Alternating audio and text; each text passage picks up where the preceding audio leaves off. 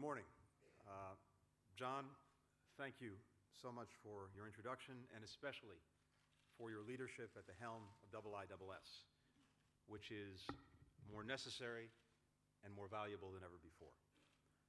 And it's especially a pleasure to be here to sit on a panel with my esteemed colleague and friend, His Excellency Sheikh Khalid. I'd also like to thank the government of Bahrain, and especially His Royal Highness Crown Prince Salman, for hosting what is truly a timely gathering. And it's very good to be in Bahrain, a close, valued, and long-standing partner of the United States. As we look across the world, the strategic environment in which we're operating is more fluid and more fraught with complexity than ever before. Power is shifting among, below, and beyond nation states. This shift is urged on by the rapid pace of technological change, the growth of economic interdependence, the scale of global connectivity. It requires governments to be more accountable to sub-state and non-state actors, from the mayors of megacities to the private sector to super-empowered individuals and groups. All of us are linked in unprecedented ways, incentivizing new forms of cooperation, but also creating shared vulnerabilities. Among those vulnerabilities is the weakening of state authority, the erosion of order, the emergence of ungoverned space, the proliferation of weapons and technology, the surfacing or resurfacing of sectarianism and religious extremism. Between states, we see it too: the growth of regional rivalries, the spread of dangerous proxy wars, the stoking of violent extremism. The most severe consequences of all this destabilization impact citizens themselves, as millions of men, women, and children are pushed to the brink of survival, overwhelming the capacity of the world's humanitarians to respond. And nowhere is that more evident than right here in the Middle East. A forum like this one offers an urgently needed setting to assess these current realities and discuss how to build the future we all seek for the Middle East, one that will sustain peace, security, and stability over the long term, one that will encourage innovation, ensure the equal participation of women and girls, spur inclusive growth, and uphold the rights of all citizens. It's become fashionable of late to argue that the United States is disengaged from the Middle East, from this task of securing the present and helping to realize a brighter future. It's fashionable, but it's wrong. We are more deeply engaged today than ever before, diplomatically, economically, culturally, and yes, militarily. What this argument is really about is the nature of our engagement, especially for those whose definition of engagement is weighed heavily toward large-scale, open-ended military interventions. We have a broader definition of engagement, a different one that we saw in the decade past, one that seeks to use all the sources of American power, the might of our military, but also the reach of our economy, the determination of our diplomacy, the universality of our values, and the powerful attraction of American education, science, technology, and innovation. One that builds the capacity of willing partners to fight for the future of their own countries. One that strives to marry wisdom and strength, humility and confidence. It's tempting to want a neat answer that imposes order and ensures freedom and stability overnight. But the challenges before us defy silver bullet solutions. We should and we must debate our strategies and consider the full range of all our options, knowing that there can be consequences to inaction. But we cannot deny the lessons we've learned over a decade of sacrifice about the effectiveness and sustainability of indefinite and undefined military interventions that have vast unintended consequences. And we cannot overlook that the most sustainable solutions are best generated by the people and governments of this region, with our strong support, not imposed from the outside. Vice President Biden likes to say that in many places he visits, he hears that the United States is all at once the source of all its problems and the only solution. The fact is, most of the turmoil in the Middle East is not about us, nor can we magically solve its problems. But we are using our unique capacity to mobilize our partners in the international community against common threats, and we are working to empower those in the region who are committed to building a better future for their people. Our engagement today is grounded by our deep and enduring commitment to this region and to its people. This region is home to some of our oldest and closest friends and allies. And as President Obama has made clear repeatedly, defending them against aggression has been, is, and will remain a vital interest of the United States. The region's oil supplies have powered industries and economies for generations, since Gulf prospectors first struck oil in Bahrain in 1931. And while we are now more energy sufficient, Middle East oil continues to drive the global market, and we remain determined to secure its supply. But it's not just the wealth under the ground that drives economic growth. It is this region's extraordinary human resources and their capacity for innovation and entrepreneurship, but only if we work to unleash the potential of all of its citizens. We would be shortchanging our own future if we fail to support theirs. We believe deeply in the future of this region. We also know that this kind of progress cannot be sustained without security, and that growth will never last without peace. Our commitment to regional security anchors all that we do today and the future that we're trying to shape for tomorrow. That's why President Obama and Secretary Kerry were so determined to address the international community's concerns about Iran's nuclear program. After 2 years of negotiations, every single one of Iran's pathways to a bomb is blocked through the Joint Comprehensive Plan of Action far into the future. But the nuclear deal is just that, a nuclear deal. We have no illusions about its larger impact. We remain laser-focused on Iran's many other objectionable actions, and especially for us here today, its efforts to spread instability throughout the region and to support terrorism. As the Camp David Summit demonstrated, we're bringing new intensity to our security cooperation to meet these ongoing challenges from Iran. That intensity is producing concrete results. We're linking the ballistic missile defense systems of the Arabian Peninsula. We're providing special operations training. We're cooperating more deeply on maritime security, strengthening cybersecurity, bolstering cooperation in intercepting foreign fighters, terrorist financing, and illicit cargoes. And we're expediting sophisticated military sales, including recently announced F-16 support to Bahrain, some of the most advanced ships in the world for Saudi Arabia to patrol the Gulf, air and missile defense systems to the UAE, Qatar, Oman, Saudi Arabia, Bahrain, and Kuwait. We've also joined with Arab states and dozens of other partners across the globe in a coalition to counter and ultimately defeat Daesh. Our military campaign is paired with comprehensive efforts to disrupt the flow of foreign fighters, to counter Daesh's nihilistic narrative, and to curtail the flow of financing. 14 months ago, this coalition didn't exist. In the short time since, it has brought together 65 countries, launched more than 7,700 airstrikes, forced Daesh to change how it conducts its military operations, impeded its command and control, confronted its propaganda machine, and deprived it of 30% of the territory in Iraq that it held just a year ago.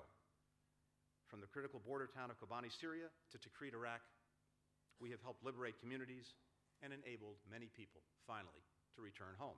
In northern Syria, the coalition has secured 85% of the Turkish-Syrian border, and we're enhancing our air campaign and efforts on the ground to help drive Daesh out of the remaining 70-mile stretch that it controls. So closing off its most vital supply line for foreign fighters and materiel. We're stepping up support to moderate opposition fighters to help them consolidate the gains that they've made and to begin to put pressure on al-Raqqa, Daesh's self-proclaimed capital. Ultimately, however, lasting peace and stability for the region cannot be imposed from above, from the outside, or by force. They need to be built from within by governments that are inclusive, accountable to their citizens, and interconnected with the world. Security assistance alone cannot get governments there. It requires political accommodation to ensure the freedom, dignity, and security for all citizens. As my friend the foreign minister said, the civil war in Syria remains the region's most immediate and complex challenge. The refugee catastrophe is an outgrowth of Assad's vengeance against his own people, and the cost of the conflict rises every single day for the region, for Europe, but most of all, for the Syrian people. There is no end in sight unless we make one, and that is exactly what Secretary Kerry is working so hard to do, including in Vienna this week, where countries came together with a new sense of urgency. The discussions were constructive, and all participants agreed to a number of things, including to press for a nationwide ceasefire and to pursue a political transition that ensures Syria's unity, independence, territorial integrity, and secular character. As Secretary Kerry has said, this is the beginning of a new diplomatic process, not the final chapter. Russia's intervention in Syria is a powerful example of the law of unintended consequences. It will have two primary effects. First, it will increase Russia's leverage over Assad. But second, it will increase the conflict's leverage over Russia. And that in turn creates a compelling incentive to Russia to work for, not against, a political transition. Russia cannot afford to sustain its military onslaught against everyone opposed to Assad's brutal rule. The costs will mount every day in economic, political, and security terms, but at best, only to prevent Assad from losing, not to make him win. There is no military victory to be had. Meanwhile, the quagmire will spread and deepen, drawing Russia further in, and Russia will be seen as being in league with Assad, Hezbollah, Iran, alienating millions of Sunnis in Syria, the region, and indeed in Russia itself. Already, Russia's indiscriminate air campaign, while dropping many bombs, is making virtually no gains on the ground. And yet we share many important interests with Russia in Syria. Defeating Daesh, which poses a threat to all of us, and preserving Syria as a unified, sovereign state with a secular, inclusive, and non-sectarian government, its institutions intact. We can, and we should, make common cause of these common objectives. That requires a political transition that leads to Assad's departure, because none of those goals is achievable as long as he remains. As Secretary Kerry has said, Russia has a choice now about how to move forward, and we would welcome it making the right choice for our shared interests. We have to break the mindset, encouraged by both Assad and Daesh, that the only choice Syrians have is between the two of them. A different future is not only possible, it is imperative. This morning, I'm pleased to announce that the United States will provide an additional $100 million in assistance in support of the Syrian opposition, bringing our total support for their efforts to $500 million. This assistance enables local and provincial institutions to provide basic services. It keeps schools open. It helps broadcast the voices of independent media. It empowers civil society leaders to hold their local governments accountable. As part of this assistance, we're providing $15 million to the Syria Recovery Trust, a multi-donor initiative that's already reached 2 million Syrians with support for essential services, like restoring access to electricity and rebuilding hospitals. A lifeline for embattled communities, the Syrian Recovery Trust Fund helps liberated communities get back on their feet by supporting projects that are sometimes bigger than any one country can handle alone. When a political resolution is reached, it will mean more than the end of the war. It will mean the beginning of an effort to rebuild a nation under a new government, a monumental task that will fall to those whose existence is so fragile today. And so we call on all countries to support the Syrian Recovery Trust Fund and to help lay a foundation from which Syrians can repair their shattered lives and restore their country. In Libya, the days ahead are critical. The United States looks to Libyan leaders to put the interests of the Libyan people above divisive politics, to endorse the final political framework text, and empower a government of national accord to begin to govern, restore stability, and eradicate terrorism. The United States and the international community will be Libya's determined partner in these efforts. In Yemen, the United States shared the determination of our Gulf partners not to let stand the Houthis' campaign to take over the country by force and threaten Saudi Arabia. We must focus our efforts on supporting the work of the UN Special Envoy to get all parties to return to UN-brokered political talks to find a lasting, peaceful solution based on UN Security Council Resolution 2216. The citizens of Yemen, many of them in dire need, cannot afford to wait any longer. It's incumbent on all concerned to protect civilians and to allow humanitarian aid to reach all those who need it. Secretary Kerry has worked with President Abbas, Prime Minister Netanyahu, and King Abdullah to try to restore calm and bring about an end to the recent violence. As President Obama has repeatedly said, the United States will never stop supporting and defending Israel's right to protect itself and its citizens, just as we will never stop believing in the necessity to give hope, opportunity, and a political horizon to those despairing of it. And just as we will never cease working to realize the goal of two states, Israel and Palestine, living side by side in peace and in security. We can't want that future more than the parties themselves, but we have no great... ليس لدينا أي مخاوف أكبر من مساعدة الطرفين على تحقيق ما في مصلحتهما. السيدات والسادة، من الصعب أن ننظر إلى الأحداث التي وقعت في المنطقة في السنوات الماضية وأن نستخلص عبرة أمل أو أن نكون متفائلين. اليوم مع بعض الاستثناءات more chaos. We should reflect on the lessons of this experience, and all of us, whatever our convictions, should do so with some humility. It's not the call for freedom that has stoked instability. It's the absence of open debate, the closing of political space, the failure to foster a culture of civic responsibility, and the conviction of those at the bottom that they'll be pushed off the economic ladder the moment they begin to climb toward the top. Countering extremist forces threatening the Middle East requires building institutions legitimate and inclusive enough to unite everyone, Sunni or Shia, conservative or liberal, secularist or Islamist, provided they pursue their goals peacefully. When nations squeeze out moderate voices, they create a vacuum filled by extremists. When people feel shut out, their sense of alienation and marginalization sharpens divisions that extremists love to exploit. That's why the United States is working for a settlement in Syria that will give people viable choices, other than supporting Assad for fear of terrorists or terrorists for fear of Assad. It's why we support a peace process for Yemen that reunites the country rather than deepening sectarian divisions, why we are pressing the competing sides in Libya to come together in a government that represents all of the country's people, why we have urged greater space for peaceful dissent in Egypt and here in Bahrain, so that all who reject violence can share the privileges and the responsibilities of participation in the political system. We recently had reason to cheer when a coalition of human rights defenders, lawyers, business owners, and labor union leaders in Tunisia were awarded the highest prize for peace in the world.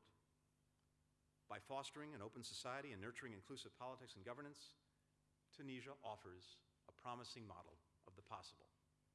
It's a model the United States will support and defend, just as we will take action to secure our interests and our values and all those who share them, just as we will continue to stand by and with partners in the Middle East, and just as we will work with equal parts strength and wisdom to build sustainable stability, security, and prosperity in a region whose perils are outweighed only by its promise.